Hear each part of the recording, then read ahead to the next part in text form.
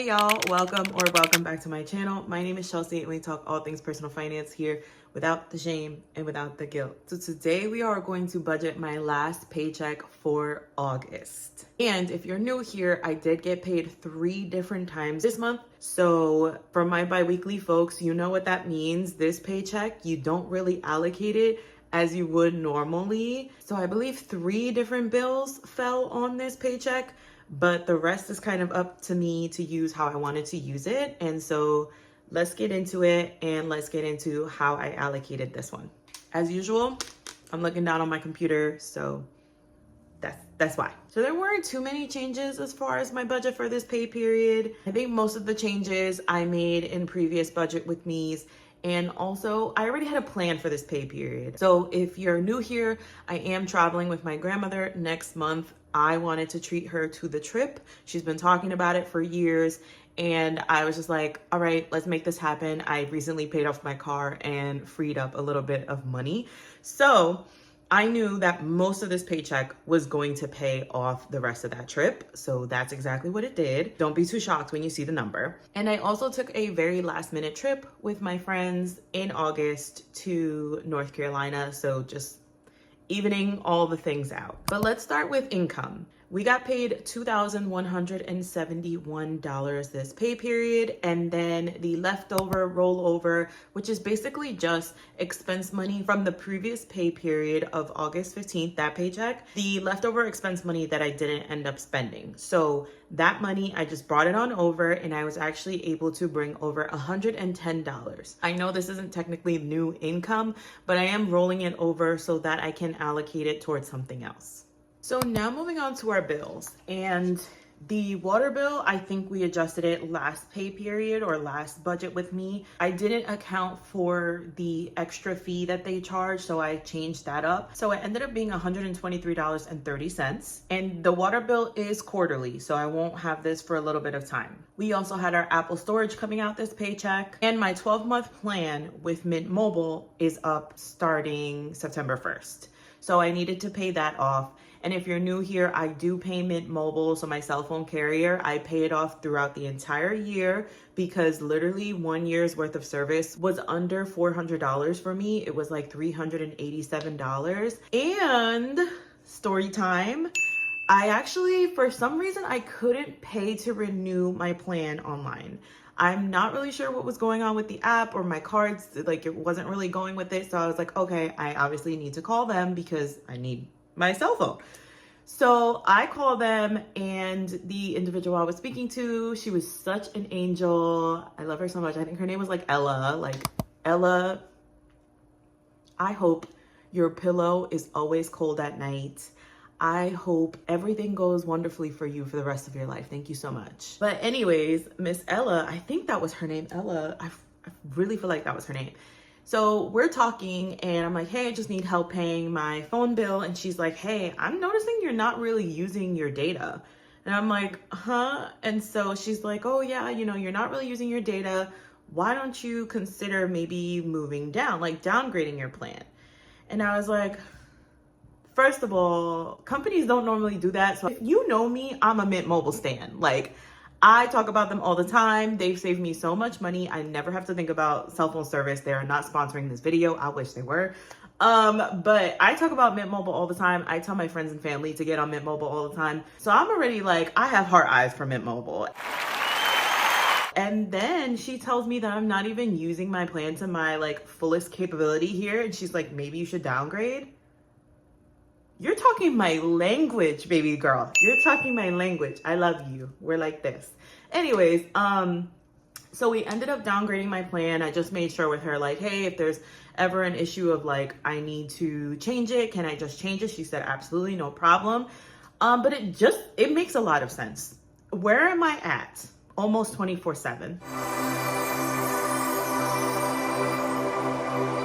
Here. So it makes so much sense. And normally when I'm not home, I'm in other places that have Wi-Fi or something like that. So it makes a lot of sense that I'm not using the data. So we downgraded that, and that ended up coming out to, with tax and everything, $256.85. So that saved me about like $130. And again, that number, under $260 a year folks, a year. It's not 2 months, it's not 3 months, a year. You know where to find the referral link. Again, this is not sponsored. That's just how much I love it. That wraps up the changes in the bill area, the bill section. Those were the only different changes. Everything else bill-wise, as far as mortgage, HOA, all that stuff, light, all that has been paid with prior paychecks of August. So that's why I'm not talking about it here. It didn't fall within that pay period. So next up, we have our debt section. And as you can see here, I did end up adding on September student loan payment because it does fall within that paycheck of August 29th to September, whatever it, but it falls within that pay period. So that was something that I was needing to pay. Now, our expenses also stood the same. I'm not even gonna get into it. They stood the same. They didn't move. And lastly, we have our savings. For this specific pay period, we did $40 in the savings challenge, which added up to that total amount on the screen here for the entire month. And then we have events, which I'm pretty sure stood the same, which I also don't think I'm gonna be using.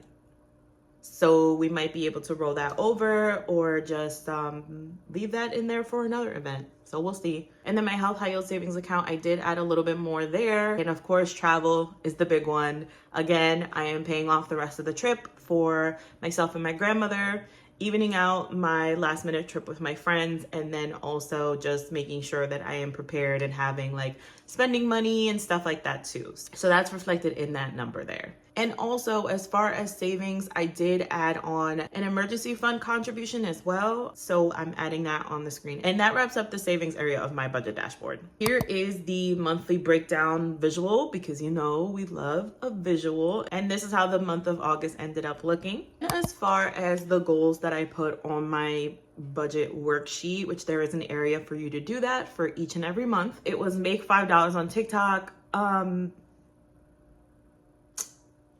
Yes and no.